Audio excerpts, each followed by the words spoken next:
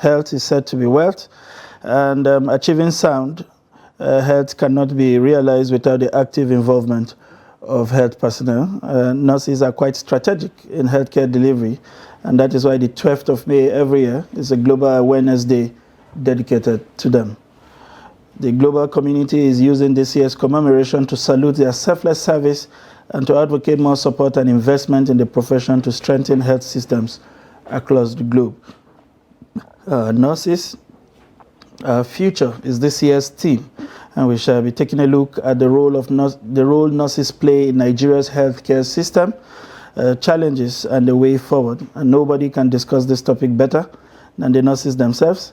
And we have in our studio the chairman of the FCT chapter of the National Association of Nigerian Nurses and Midwife, Comrade Deborah Yusuf, and also a retired matron, Habiba Ahmed, a former head of Department of Nursing, State House Clinic, Abuja. You're both welcome. Thank you. It's a pleasure to have you in the Trust TV studios, except that the two of you coming out as female also continue to pay credence to the long-held perception that the nursing profession is only for women. I was hoping that today I will have a male and a female just to disprove that argument, because every time you have a reason to think about nursing, the first image that comes to your mind is a woman or a mother or a young lady. But why do we have more women in the nursing profession than we have male? If I will start with you. Okay. As you rightly said, it is more aligned to women to be nurses. From birth, it is, you say, a nursing mother. Then you grow up, still the woman continues to nurse, even as she marries. So it is more aligned to women. She is at the forefront in the upkeeping of the house. She takes care of everybody, even the man, although he is the head of the family. But you find out that when it comes to well-being, it is the woman that takes charge. All right. We'll take a quick break at this point. When we return, the show continues.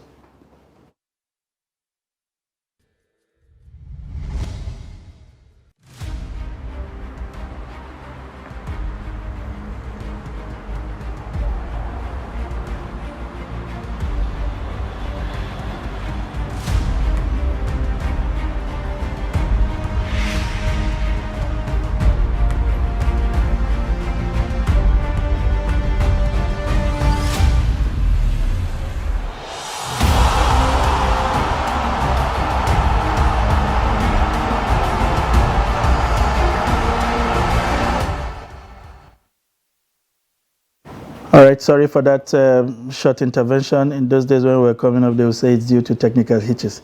Coming to you, what's the significance of this year's theme, our Nurses, Our Future? How does that resonate with us practitioners in Nigeria? Thank you for having me this morning. Firstly, I want to salute all our nurses and congratulate them on the celebration of the birthday of Florence Nightingale, who is the mother of modern nursing. I say a big shout out to all Nigerians, nurses, and equally globally, because this is a very significant day for all of us. And if nobody celebrates us, we need to celebrate ourselves.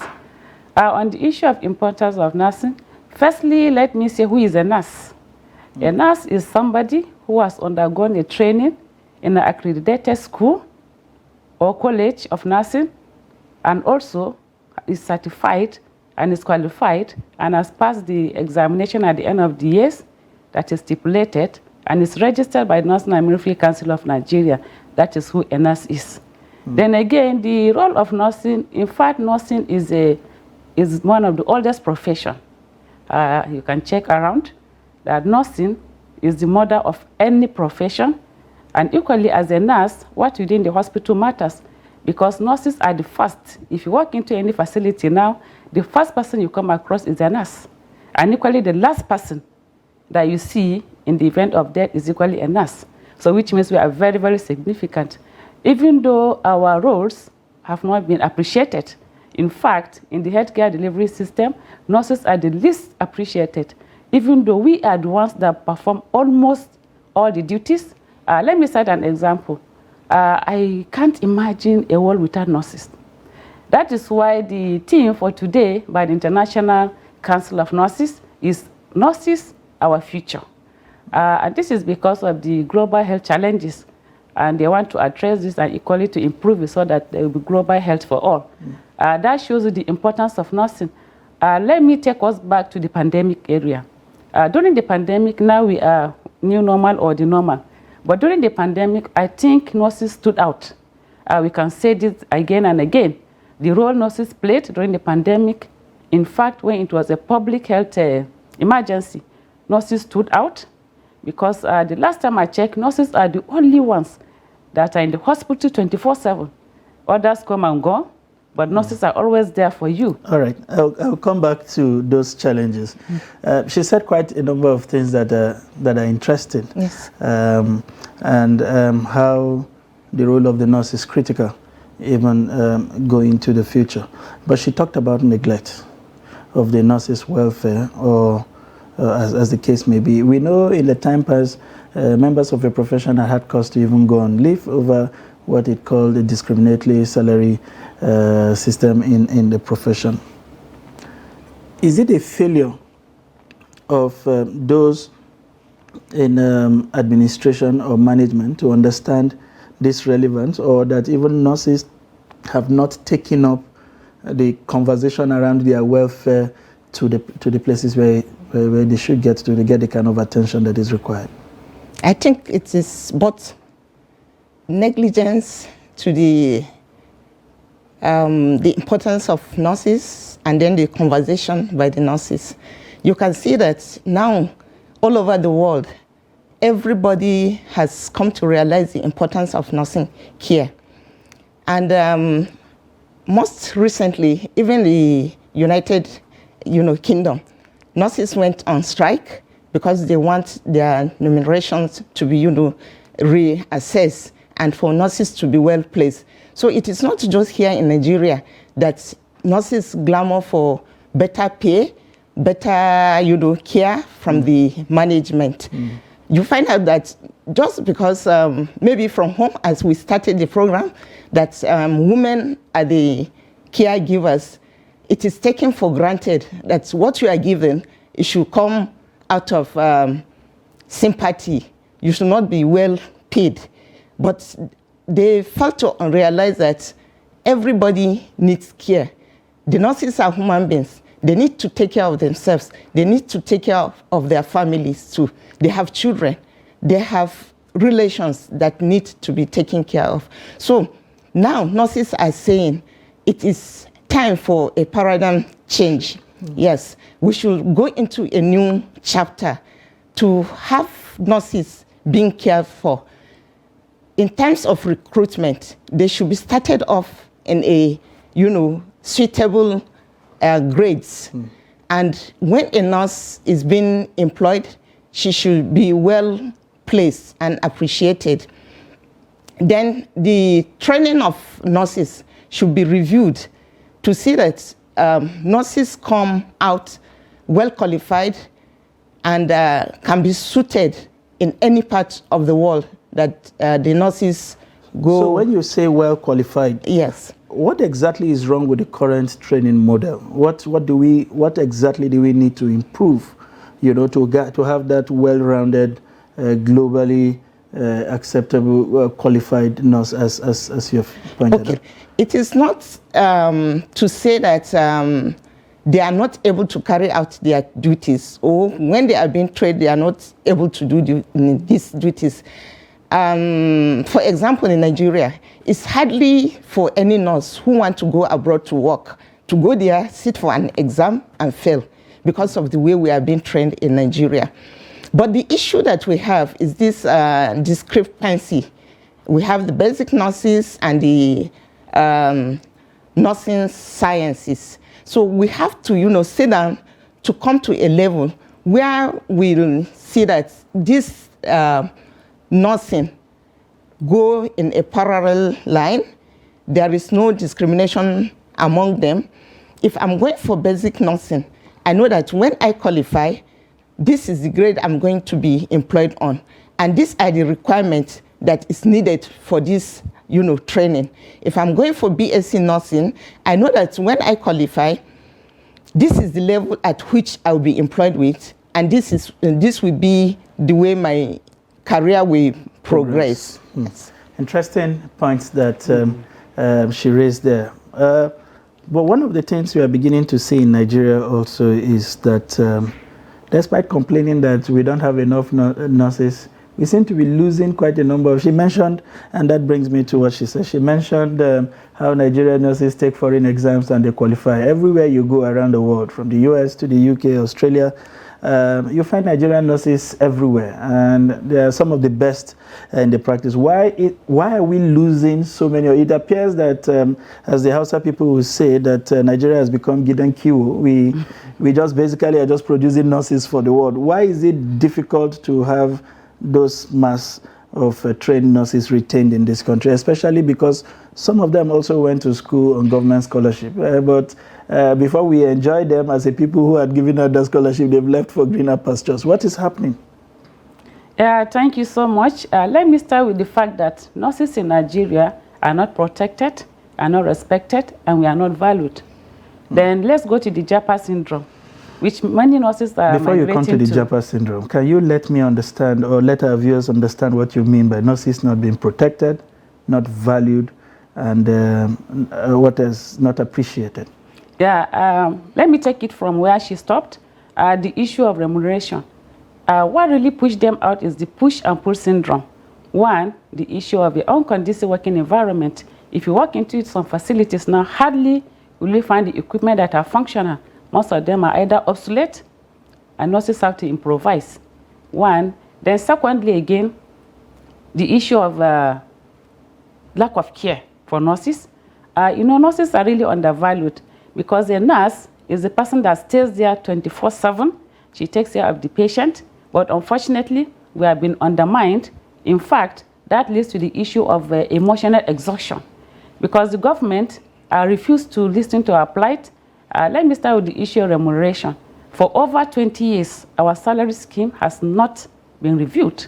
And you all agree with me that everything in Nigeria has changed. But the past 20 years, it has not been reviewed. One, our scheme of service, which is the progression of every nurse to a certain level of position before she exits, is the entry point again, has not been gazetted up to today, even though it has been approved, but it was yet to be gazetted. I know anything that is not gazetted is not going into the civil service rule. That is one. Then additionally, again, the issue of recruitment. We are grossly inadequate, grossly short-staffed. And our nurses are moving out of the country because of the push and pull syndrome, as I've rightly or falsely said. And equally, the issue of nurses not being valued in the hospital. In the care, nurses care for everybody holistically. And the care we give to individuals are individualized care. And without a nurse, there will be no hospital. Without a nurse, the hospital is just a building. Because you can't imagine walking into a hospital and not see a nurse. What are the duties of a nurse? One, nursing is about caring. And a nurse, one, is the one that does the medication of the patient, is the one that do the bed bathing, anything physically. She's the one that will attend to the patient. That is why nursing is about caring and is about holistic caring. Let me take it up because I've been a bedside nursing since I qualified as a nurse. The holistic care and individualized care we give the patient is from head to toe. Talk about the washing of the hair of the patient. You check and clean the eyes of the patient. You clean the ear of the patient. You clean the nose of the patient. In fact, you do a oral hygiene every day for the patient. Then moving down to the perineal area again. Whether you're a woman or a man attending to a patient, irrespective of the sex, you must clean the perineal area of a patient. Who does that? And you agree with me that so many patients, so many relations will bring the patient to the hospital and abandon the patients to the care of the nurse. Yes, we are not complaining. But then the government are adamant when it comes to our demands. Our demands is very simple and easy, especially if the government want to really retain our nurses. They have to go back to retention, recruitment, and retraining. We need retraining and retraining because nursing is dynamic, nursing is a continuous process, so that we'll be able to meet our international standard and best practices. That is why we are saying that the government should listen to us. And the issue of lack of concern to the plight of nurses. Yes, we have engaged the government severally, especially on the issue of shift duty allowance that has never been reviewed for the past 20 years. Shifting allowance. Core duty allowances to the nurses too has never been reviewed since inception. Additionally, uniform allowance. Uniform allowance is there in the civil service rule, but then, and it's 20,000. You agree with me that 20,000 cannot even buy a set of uniform nowadays. But then, which means it has never even gone into market forces. Everything has gone what? Skyrocketed, except the uniform. So we are pleading to the government to do the needful. And equally, the consolidated salary structure for nurses. We deserve a single salary structure for our nurses because we are really doing a lot. That is why we said nurses are not protected, nurses are not respected, nurses are not valued. Then again, let me mention the issue of the hazard allowance. During the pandemic, honestly, it was a very good year for nurses globally because people have seen the importance of who a nurse is and what we do. People ran away from the hospital, but nurses were always there, despite the fact that you must be in a PPE, and in some facilities, there are no PPEs. In some facilities, even to get the face mask is a problem. And people should appreciate nurses because that period, people put on face masks for just some few minutes and hours, and they felt this discomfort. This is to tell you that nurses put on that face mask for 24 hours. We should be appreciated for doing that. But here the government is still adamant to apply. We are pleading to the government to review our salary structure. Let us have a consolidated nurses salary scale for every nurses. So that by the end of the day, we are all home and dry. All right. I hope the government is listening. And to be fair, you have made some very valuable recommendations there. But another issue I would like you to speak to is the issue of quackery. These days, we don't even know who a nurse is in some facilities. Everybody who puts on a white looks like a nurse. In fact, there are multiplicity of uniforms that we sometimes are confused about who is doing what. And you see them replete in every medical. How is the nursing profession fighting the issue of quackery? Or you have people who majored in something, basically take on everybody is a nurse. They take on the name of nursing for its glory and everything and pretend to be qualified to play the roles that they are playing. How do we fight the issue of quackery? Okay, thank you very much. Before I go on, I just want to chip in something that Deborah has just said. Yes, and that is for being a nurse, most especially those who are bedside nurses. I always say this, and when I was still in service, I tell my nurses, I carry bedpan with pride. Yes, because it's not everybody that is privileged to see the privacy of the other. But as a nurse, when a patient comes, that patient is surrounded to you. So to that extent, some don't even want to anybody to see his poo, excuse me. But nurses, the patient, passes these feces, she cleans that patient and she carried it with pride. And the other thing I want to add is, no matter how intelligent a physician is, no matter how good a surgeon is, it starts with the nurse and it ends with the nurse. Because if the nurse is not a very good nurse, the job of that physician is messed up. The surgery breaks down because that nurse has to take very good care, because all he does is to go into theater, section the person, and bring back that patient to the nurse. So the nurse prepares the patient, take the patient to the theater, the nurse assists in the surgery, they bring back the patient to the ward, the nurse continues the management of the nurse. Having said that, let's go back to the question you asked, quackery. I think the public have to, assist us in this. You find out that to even go to hospital is very difficult to most people. They prefer to go to pharmacy or chemist, most especially chemist, because pharmacy is fear you might meet a pharmacist. Yeah. But chemist, anybody there prescribe anything there. And even in this chemist, you still find somebody wearing white and she calls herself a nurse. So you find somebody just open a room, maybe a birth attendant, she calls herself a nurse. So other professions that have little knowledge of nursing, or let's say medical knowledge, they wear that white and call themselves nurses. The struggle has been on, and every year, it is one of the things that we present to the public. If this person has not been trained in the School of Nursing and has sat for exam and passed that examination, that person is not qualified to be, addressed as a nurse. So, is there something that vulnerable Nigerians should look out for? Now that it appears that the white uniform is worn by everybody, what else should we look out for? Every profession has a way of identifying itself such that it makes it easy for people to immediately even trust you to offer those kind of what should we, as people who are desperate and vulnerable, demand to know of a person putting on a white shirt before we pre-expose ourselves? You can ask the person if he is a nurse. Which school of nursing did you go to? And then I a little bit blame us. We had an identity as nurses, the white uniform, which we allow to be, abused. Because if we had hold on to that white uniform, I know scrub is beautiful. Until I retired, I didn't wear scrub. And if I must wear scrub, I make sure it is a white scrub. Because it is an identity.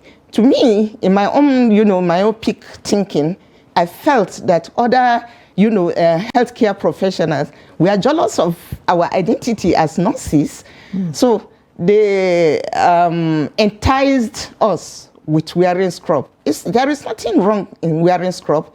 The scrub, as the name implies, it is when you are going for a certain procedure that you are to scrub up and then carry out that procedure. But now we've made it a uniform that we move all around the hospital with. So the name, it has been, defeated. It is no more a scrub. When you wear it and move around, you scrub to make a procedure, not to just wear the uniform and go about. But a uniform is a uniform, and it is an identity. If an army officer comes out, his uniform is unique. So why can't nurses take that uniqueness in our uniform, uphold it, protect it, and by so doing, this quackery will be less? Because if anybody is found in that form of uniform, and then he's investigated and he's found not to be a nurse, he can be, charged.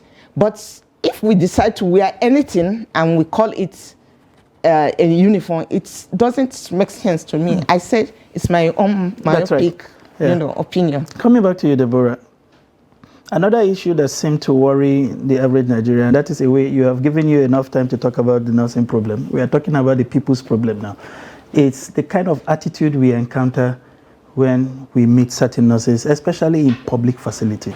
We seem to get better treatment when we encounter nurses in... I had a personal experience. My wife was in labor, and I was almost running 100 meters around the medical facility. She come by, she say, go and buy hot drip, and make sure you are buying it from XYZ shop. I will run there because I wasn't even sure what I was going to buy, not to even talk of the relevance. She comes back, she said, are you just coming? They practically dehumanize you to give you care. And sometimes even standing around the facility where children have been given, but you hear them screaming at the top of their voices, shouting down on people that, things like, open your leg, do this, I will leave you now. Why do we get those kind of crass attitude from trained nurses? Is it a case of them transferring their frustration to their patients? What exactly is wrong? And whose responsibility is it to sometimes carry out oversight and make sure that things like this are not allowed to fester in our public institution? Because days where for people of my age, for instance, we only knew about public hospitals. We knew about the primary healthcare centers, and when situations were worst, we were directed to general hospitals. And we know how much the public trusted those those outfits. But today, just for the purpose of care, you would rather go to a private medical facility than a public one. What are we doing to fight this kind of attitude? Thank you so much. Firstly, I want to really sympathize with you and some other Nigerians that have found themselves in this kind of situation. But then, nurses are not angels. We are all human beings. And there are bad eggs everywhere in every profession. You can attest to that. And first, before you are a nurse, you have to have the knowledge, you have to have the skills, and lastly, the attitude. And that is the attitude we are talking about. The association has been on top of it. And I will tell you that for free, that the attitude of nurses have changed towards caring for the patients. Why? Because the National Military Council of Nigeria and equally the National Association of Nurses and Midwives are on top of it. What have we done as an association? We did a lot of campaigns and equally a lot of conferences, scientific workshops for our people to improve on their attitude, and equally a lot of personal communication skills, which is very important. And I'm not defending anybody, but let me put a scenario to you. As a nurse, you left your home, coming to night duty, you are a mother, and equally you are a wife. Suddenly you came, you find out that you have more than 25 patients to take care of, and you are the only nurse on duty. One, firstly, as a nurse, you have to observe, you have to monitor, you have to give medication, you have to dress the wound depending on the ward that you are. Then in the Nigerian system now, as you are stepping in, light out. What do? Most of our nurses now use either their handset, because nursing is a continuous process and it's time bound. You cannot say, okay, let me just sit down and wait until light is back. No. So you can imagine the kind of stress nurses pass through. I'm not defending that, but then if you are stressed up, you are burnt out, a little trigger. We are human beings. So in fact, it has reduced, but then if you want to have even though there is no perfect system, but you have to have a very good system that everybody will be home and dry, is to make sure that we have enough nurses. Nurses should be recruited, for crying out loud. Nurses should be retained. But what we are having these days now is that nurses we are grossly inadequate. They are just moving out the country. If you go to any, I'm happy that you mentioned that you've been to public facility. I want to congratulate you for that. Because those that even go to that patronizes the private ones, not all of them, some of them are ignorant. You might have the medical officer of that hospital as a qualified doctor, but then the people working under him are quacks. And an innocent citizen or a patient or a client walk into that hospital and see somebody immaculately dressed in white and assume that, yes, I'm in the right place. Because of what? Ignorance. Everybody that is in white is a nurse. It's not true. We are not saying don't patronize private hospitals because there are so many of them that are equally good. Why are they doing that? Because they want to maximize profit. I'm here advising people that really want to patronize the private hospital. We are not saying make sure you patronize a private hospital that has nurses, not quacks. Interesting. As we wind down on this show, you've both made submissions that that would get any sensible person, citizen, government official thinking about what the way forward is. And one issue you have both identified is the gross inadequacy in the profession. And it doesn't look like it will change soon with this jackpot syndrome. Everybody seems to be going out for greener pastures. Is there something the profession is doing to encourage retention outside the issue of welfare that you have identified? What can we do to curb this mass outflux of trained, qualified personnel in Nigeria? Because, I mean, people like you have put in your best, you are tired, you deserve your rest, but it appears we will not allow you rest until you can find those replacements. What can we do to find those replacements and keep them here? Okay, thank you very much. I recall when I was to be, interviewed, or when I went for my common entrance as a nurse. Before a nurse could be, admitted into School of Nursing, before, not now, you have your examination, then you go for physical interview.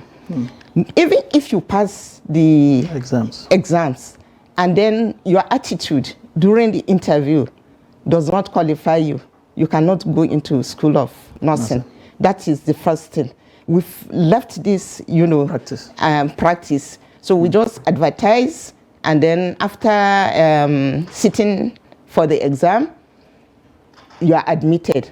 And everybody has his own intention of going into nursing. Although we complain of our remunerations, but still, you find out that we are even better than some civil servants. Absolutely. Yes.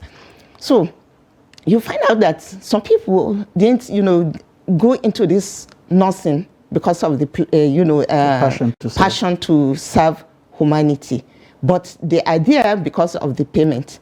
And I was surprised when you said that you found the attitude of nurses shouting on the patient. Well, for a long time, I've not heard that. Maybe it doesn't occur in our own facilities. I'm proud to say that because we go a long way. We talk.